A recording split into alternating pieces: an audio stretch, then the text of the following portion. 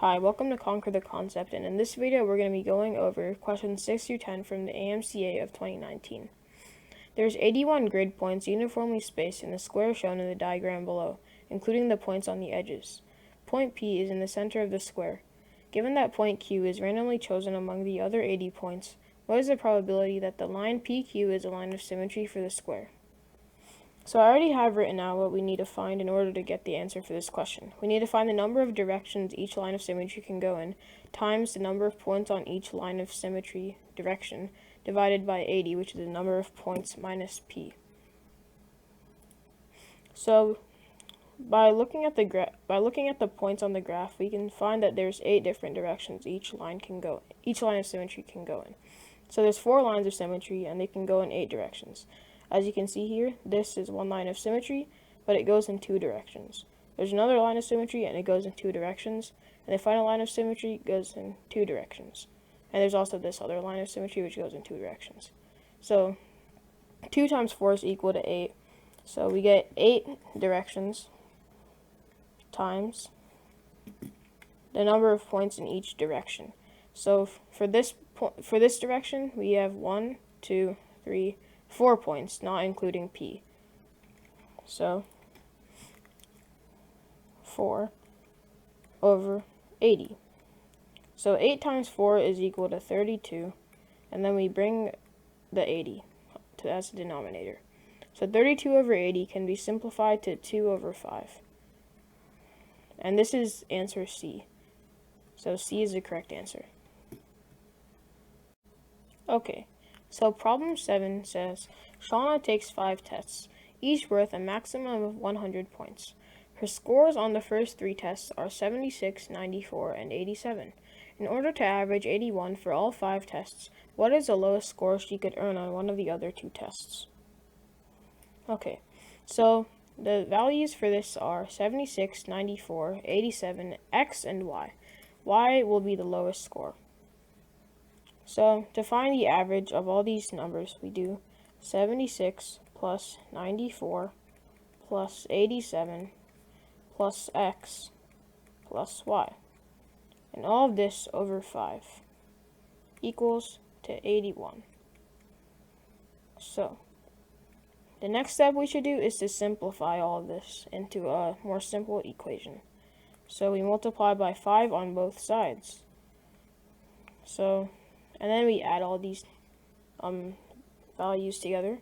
So 76 plus 94 plus 87 is equal to 257, and 81 times 5 is 405. This leaves us with 257 plus x plus y is equal to 405. Now we can set the x value as 100 because we're trying to find the lowest score. So 257 plus 100 plus y is equal to 405. So now we simplify this and get 357 plus y is equal to 405. So now all we have to do is simply solve for y. So we can subtract 357 from 405, and we are left with an answer of y equals to 48. 48 is one of our answer choices, so it's A, which means that A is the correct answer. Okay, so problem 8 says that Gilda has a bag of marbles. She gives 20% of them to her friend, and she gives 10% of what is left to another friend. Finally, she gives 25% of what is now left in the bag to her brother. What percentage of her original bag of marbles does Gilda have left for herself? So she gives 20% of the marbles left, which leaves her with 80% of it, so 0.8. Then she gives 10% of that, which is now 0.9. So we can multiply these and get 0.72 is left in the bag. And then she gives 25% of this to her brother, so 0.75 is left now. So we multiply these and we can get 0.54. And that means 54% of the bag is left for her. So problem 9 says that Alex and Felicia each have cats as pets. Alex buys cat food in cylindrical cans that are 6 centimeters in diameter and 12 centimeters high. Felicia buys cat food in cylindrical cans that are 12 centimeters in diameter and 6 centimeters high. What is the ratio of the volume of one of Alex's cans to the volume of one of Felicia's cans? Okay, so the volume of a cylinder is equal to pi r squared height.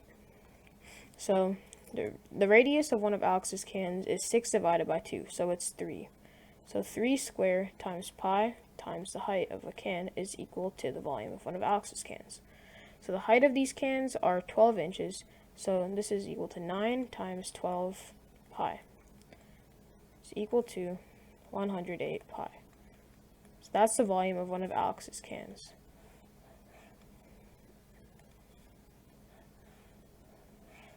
So for one of Felicia's cans, the diameter is 12 inches, which means that the radius would be 6 inches.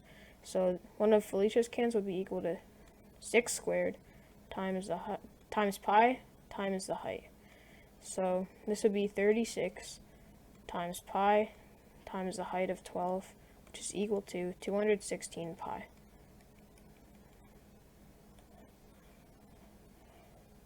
Okay, so when comparing these two